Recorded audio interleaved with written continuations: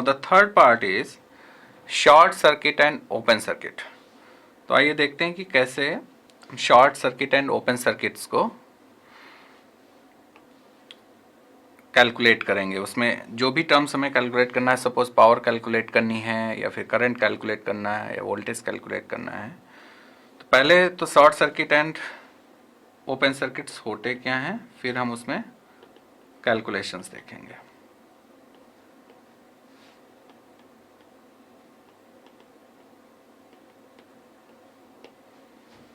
Okay, suppose हमारे पास एक network है। This network consist of some linear elements, suppose resistor, inductor and capacitor, and these are output terminals A and B through which load is connected। जिसमें हमें load means जिसके through हमें current find करना है या जिसके cross हमें voltage drop find करना है या जिसमें हमें पावर लॉस फाइंड करना है। ठीक है, लोड कुछ भी हो सकता है। अभी सिर्फ आप इतना याद रखिए कि इसके थ्रू लोड कनेक्टेड है। अगर हम इन दोनों टर्मिनल्स को शॉर्ट कर देते हैं,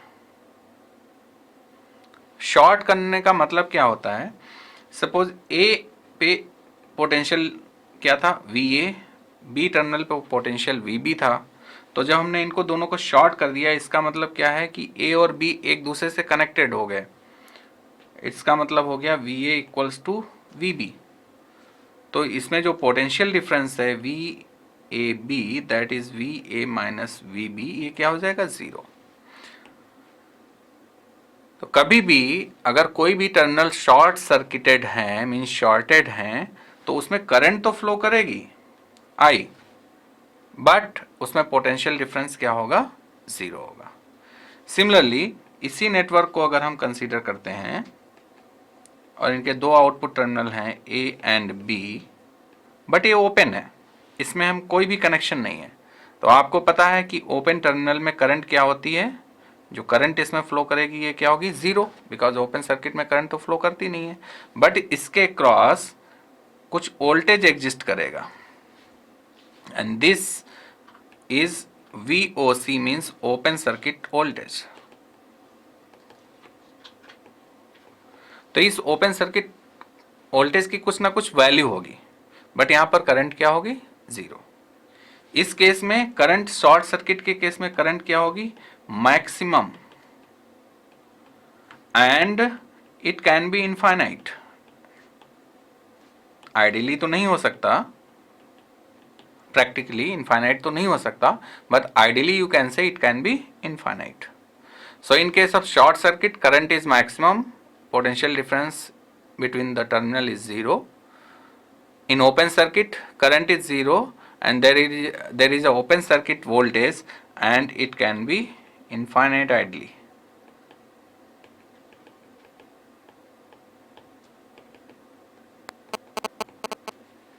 Okay, now take an example. Suppose this is a battery. There are three resistances connected across this potential or battery source V equals to 12 volt. This is R1, R2, R3, and the value of these resistance is 1 ohm, 2 ohm, 3 ohm.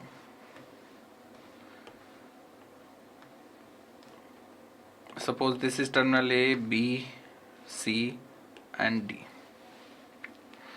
Now अब आप इसमें calculate कीजिए कि अगर ये combination है तो इसमें नेट इक्विवेलेंट रेजिस्टेंस कितना होगा।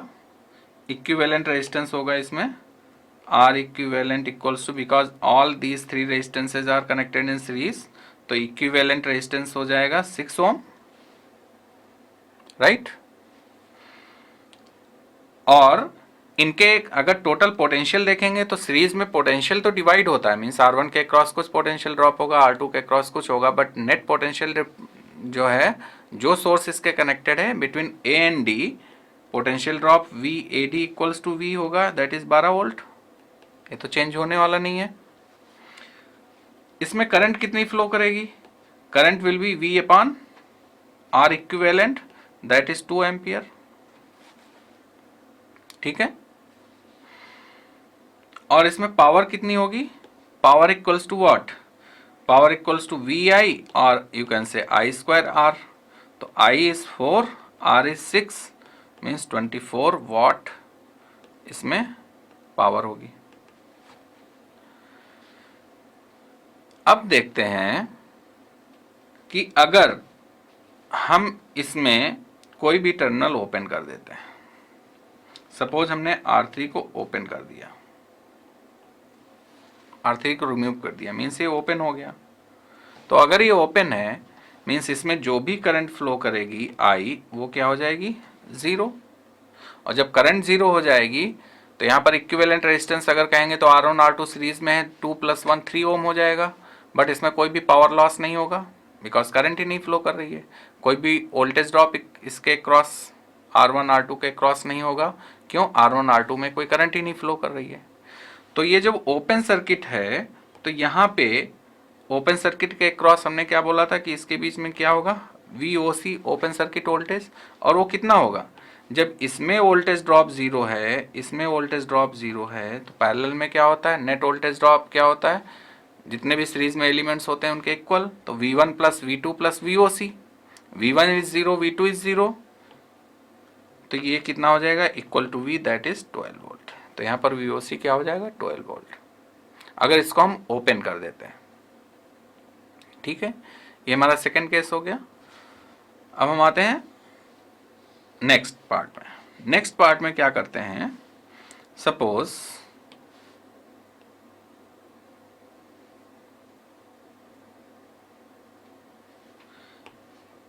R3 is connected as it is.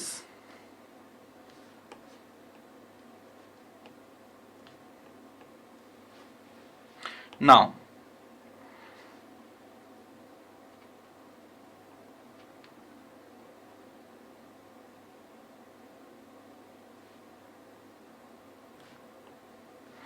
this is R1 R2 R3, V equals to 12 volt.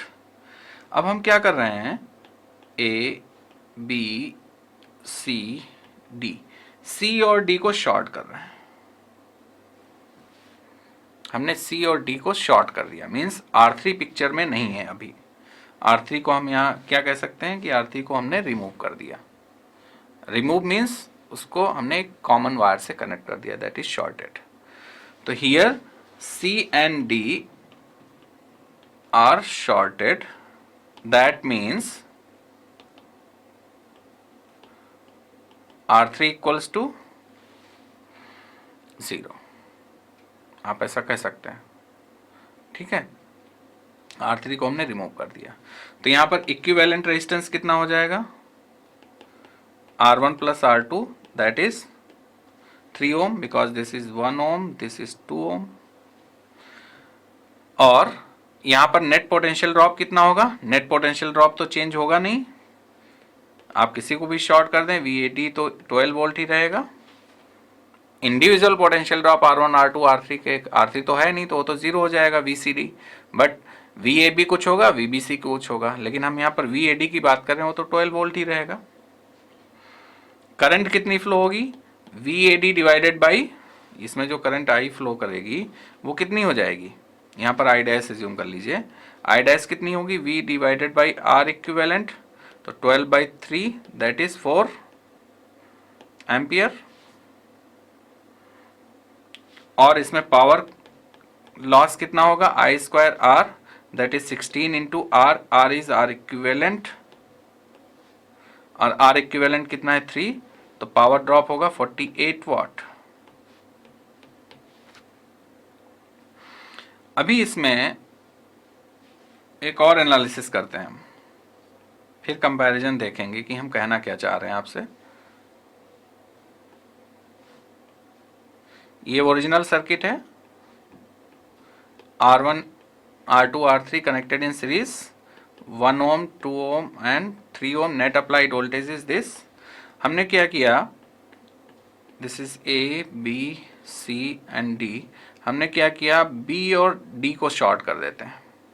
इसका मतलब R2 R3 यहां पर क्या हो गए, 0। तो नेट इक्विवेलेंट रेजिस्टेंस यहां पर किसके इक्वल हो जाएगा, R1 के equal, that is 1 ohm. VAD तो चेंज होने वाला नहीं है, दैट इज 12 वोल्ट। ठीक है, और इसमें जो करंट I डैश फ्लो करेगी, I डबल डैश, वो कितनी होगी, VAD upon R equivalent, that is 12 ampere.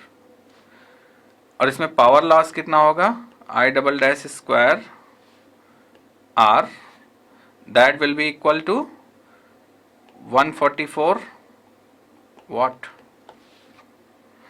अब आप यहां पर देखिए तीनों सर्किट्स में, अगर हम तीनों सर्किट्स को कंपेयर करें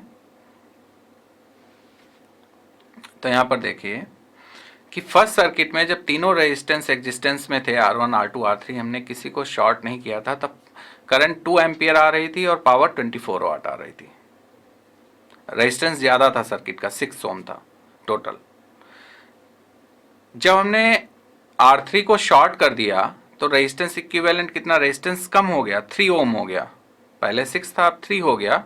करंट डबल हो गई, 2 एम्पियर से लेके 4 एम्पियर, क्यों, रेजिस्टेंस ऑफ हो गया तो करंट डबल हो गई। लीनियर सर्किट है, V equals to IR, ohm's law को फॉलो कर रहा है। करंट 4 एम्पियर हो गई तो पावर लॉस आप देखिए कितना हो गया, 48 वाट। रेजिस्टेंस ऑफ हुआ, करंट डबल हुई तो पावर, क्योंकि I स्क्वायर R होता है तो पावर क्या होगी, 40 वाट। मीन्स पावर कंजप्शन, जैसे ही आप रेजिस्टेंस कम करते हैं पावर कंजप्शन बढ़ रहा है। इन थर्ड सर्किट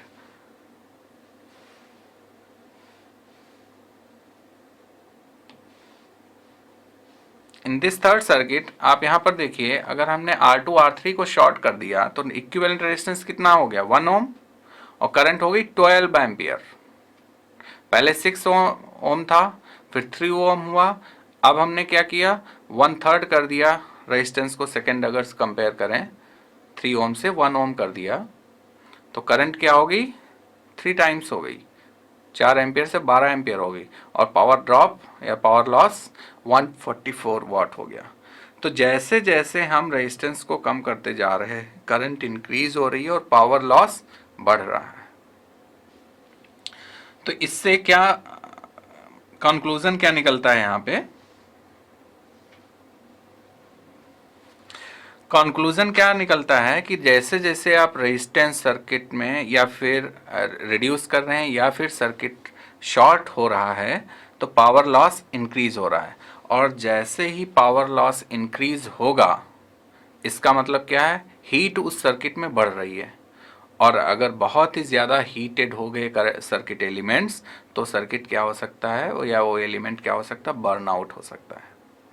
ठीक है, तो हमें शॉर्टिंग अगर हमने बिल्कुल कर दिया, सपोज एक सर्किट है हमारे पास, पैरेलल कॉम्बिनेशन में अगर हमारे पास 3 रेजिस्टेंसेज हैं या 2 रेजिस्टेंसेज हैं, suppose this is R1, this is R2, this is R3, ये V है। अगर हमने इन दोनों टर्मिनल्स को शॉर्ट कर दिया तो इनका इक्विवेलेंट रेजिस्टेंस कितना हो जाएगा, 0 हो जाएगा। ये शॉर्ट है तो R2 R3 का कॉम्बिनेशन शॉर्ट हो जाएगा, R1 R2 R3 combination short हो जाएगा, तो R इक्विवेलेंट 0 हो जाएगा। इसका मतलब यहां पर क्या होगा, इसमें मैक्सिमम करंट फ्लो करेगी, and this current will B infinity approx. Okay, और सपोज यहीं पे अगर हम R3 को ओपन कर देते हैं तो क्या होगा, नेट इक्विवेलेंट रेजिस्टेंस क्या होगा, R1 पैरेलल R2, करंट उसके अकॉर्डिंग फ्लो करेगी। तो सीरीज में क्या हो रहा है, सीरीज में पावर लॉस इंक्रीज करता जाता है अगर आप रेजिस्टेंसेस को शॉर्ट करते जाते हैं या फिर रेजिस्टेंसेस को रिड्यूस करते हैं। पैरेलल में क्या होता है, अगर आप शॉर्ट करते हैं तो करंट इनफाइनाइट हो जाती है। ठीक है, ये यहां पर है। अब अगर ये कॉम्बिनेशन अगर आप लेते हैं तो इसमें करंट इनफाइनाइट हो जाएगी, और करंट इनफाइनाइट हो जाएगी तो सर्किट बर्न कर जाएगा। इतनी हाई करंट को सर्किट एलिमेंट मीन्स जो है बियर नहीं कर पाएंगे। तो इसमें इस केसेस में क्या करते हैं, हम यहाँ पर फ्यूज़ यूज़ करते हैं। फ्यूज़ टेक्नोलॉजी इसीलिए आई यहाँ पे। और फ्यूज़ कैसे यूज़ करेंगे, सपोज ये सर्किट है, तो यहाँ पे फ्यूज़ एक हमने यूज़ कर लिया, दिस इज़ फ्यूज़, एक रेजिस्टेंस ही हमने एक्स्ट्रा लगाया है, बट यहाँ पर फ्यूज़ है। अगर हम इसको शॉर्ट करेंगे सपोज, तो ये वाला रेजिस्टेंस सिर्फ शॉर्ट होगा, और जो ये रेजिस्टेंस R1 है ये इसके पैरेलल में आ जाएगा फ्यूज़ के। ठीक है, तो फ्यूज़ सर्किट को प्रोटेक्शन देते हैं, इसलिए हम यहाँ पर फ्यूज़ यूज़ करते हैं। जैसे सपोज ये R1 है और ये फ्यूज़ का रेजिस्टेंस सपोज R डैश है, ये R2 है, तो R2 को हमने शॉर्ट किया, तो यहाँ पर V क्या हो जाएगा, करंट जो इसमें फ्लो करेगी वो करंट, इसका नेट इक्विवेलेंट पहले आप देख लीजिए, R इक्विवेलेंट क्या हो जाएगा, R1 पैरेलल R डैश, और उसके अकॉर्डिंग आप करंट फाइंड कर लेंगे V अपॉन R इक्विवेलेंट। ठीक है, तो फ्यूज हमेशा सर्किट को प्रोटेक्शन देते हैं, तो fuses are used for circuit protection.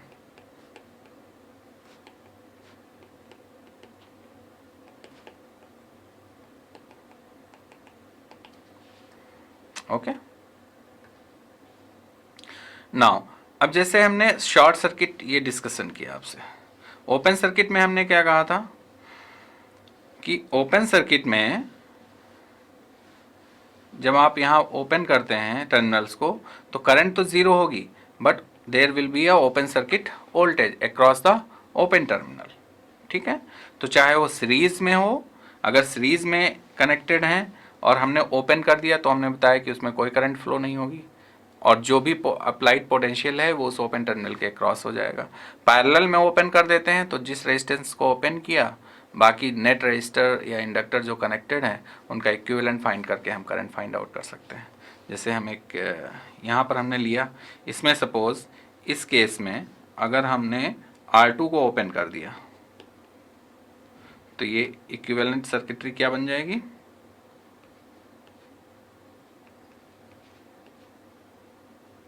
This is R1, this is R3, this is V। तो इसमें जो नेट करंट होगी I, that will be V upon R equivalent, and R equivalent क्या होगा, R1 parallel R3, that's all. Earlier it was R1 parallel R2 parallel R3। ठीक है, तो ये this is all about open circuit and short circuit. ठीक है।